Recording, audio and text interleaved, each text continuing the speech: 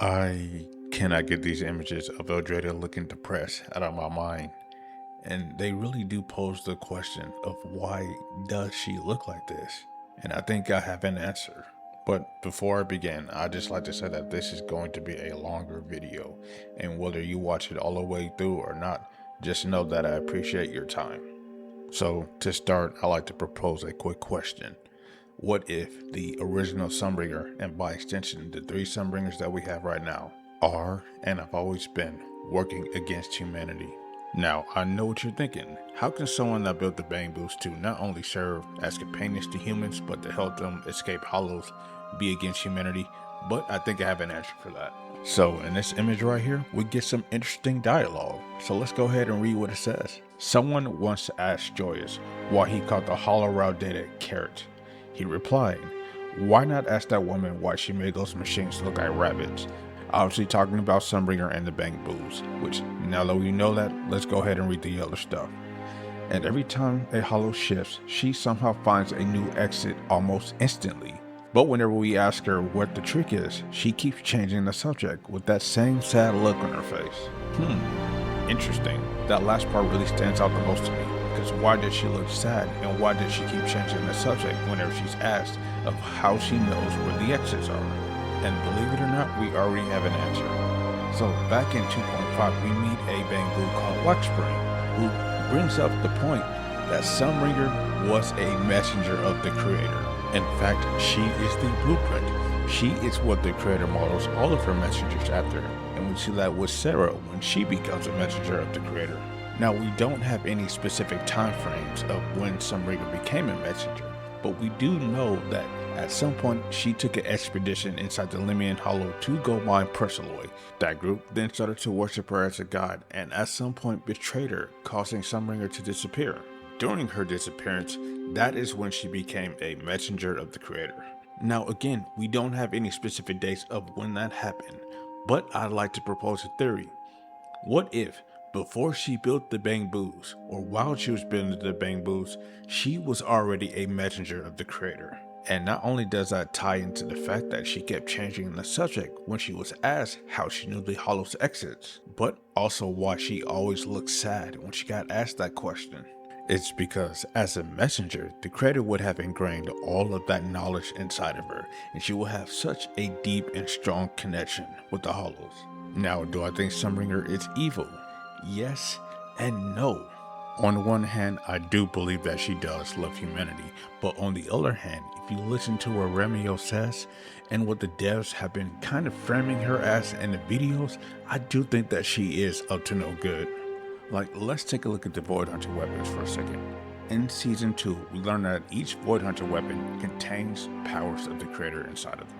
These weapons obviously grant the users with immense power, but they also contain dangerous side effects that only worsen the more the user calls on that power. In Talus' case, the more the user calls on that power, the more Talus starts to gain control of their mind, and then they go berserk, killing anyone around them. In the Chiming Source case, the more the wielder uses the power, the more memories it steals from the person, until it eventually absorbs the person inside the sword. Now, when it comes to Thalmiel, we don't really know the dangerous side effect. All we do know is that when either Belt or Wives absorbed it, it messed with their ether imbalance inside them, turning them into a pretty powerful ethereal. And we do maybe kind of get a glimpse of the same thing happening to Remio. And in this latest video, we see Colonel White getting corrupted by her weapon, turning her into an enchainer. Just a quick side note, but am I the only one that sees similarities between Colonel White's enchanter design and the original Sunbringer? The horns look similar, part of Colonel White's hair turns white, and it's the overall gold aesthetic between the two. And I don't think that's a coincidence, because earlier in this video, what does Remio say? Archie, Sunbringer, what are you all hiding? Professor Archie, being the founder of Helios Academy, who also has this very weird design and vibe about him.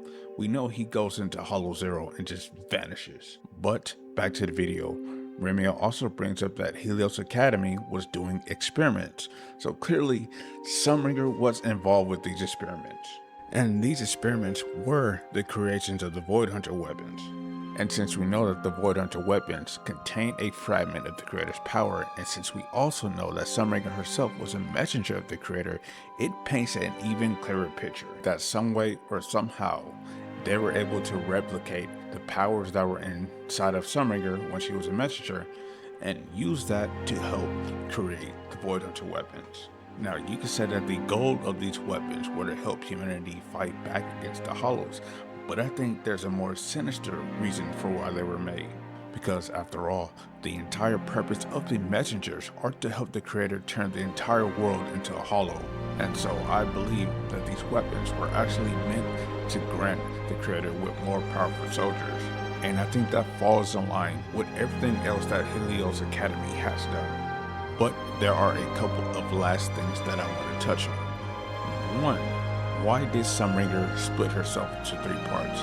And number 2, why is there such a focus on the word truth? Now let's go back to Professor Archie for a second. I did earlier say that he vanished inside of Hollow Zero, but the reason he went there was because he was in search for the truth. And after her battle against Eldrada, Remiel says this. So, you're prepared to stay silent till the very end? Or is it that you don't actually know the truth either? Just as I thought. Fine then. Looks like this is as far as we go today. But I'll come back. And next time, I'll find the you who knows the whole truth. So knowing that Sunbringer and Professor Archie were partners, and both of them seemingly knowing what this truth is, when you take a look at everything, whatever this truth is not something good. And for that reason, as a better way to help conceal the truth, Sunbringer split herself into 3 parts. And since it's hinted at Eldrada not knowing the truth, despite being the oldest, I think Dracaena actually knows what the truth is. Now yes, we already asked Dracaena this question, and she acted like she didn't know. However, if what Remiel said is true, that Sunbringer lies. Dracaena herself could very much have lied to us. Heck, the game even mentions that despite looking like a child, there's nothing that she doesn't understand, which is why she has the title of Almighty Sunbringer. So if any of the 3 Sunbringers were to know the truth, I think it'd be Dracaena. So, after all of this, what is the conclusion? Well, one conclusion is that she's a tragic hero. Yes, she does love humanity, but it's the end justifies the mean situation. And so she looks sad because she knows she has to do all of these scummy things and keep secrets so she can ultimately save humanity. Conclusion number 2, she is sad and depressed because she's tired of pretending to be something that she's not. And we kind of see that with Eldrada. Like in the public's eye, she presents herself as this mighty, passionate leader, full of spark, but behind closed doors, she's gloomier, she's darker. And so while she likes to keep this image of someone that loves humanity and is working to build a paradise for humanity and Bangboos, in the background she could very well be working to destroy humanity as a whole.